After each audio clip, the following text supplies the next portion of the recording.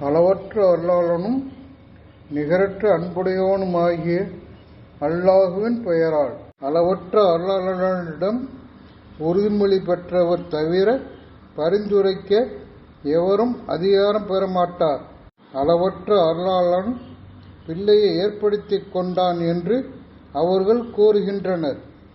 அபாண்டத்தையே கொண்டு வந்து விட்டீர்கள்.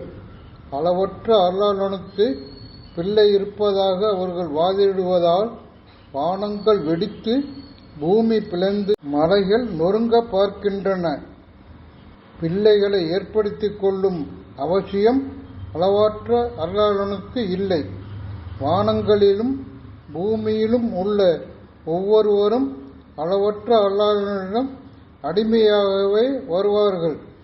அவர்களை அவன் சரியாக எண்ணி கணக்கிடுகிறான். அவர்கள் அனைவரும் கியாமத் நாளில் அவனிடம் தன்னந்தனியாகவே வருவார்கள். நம்பிக்கை கொண்டு நல்லறங்கள் செய்தோரிடம் அளவற்ற அருளாளன் அன்பு செலுத்துவான்.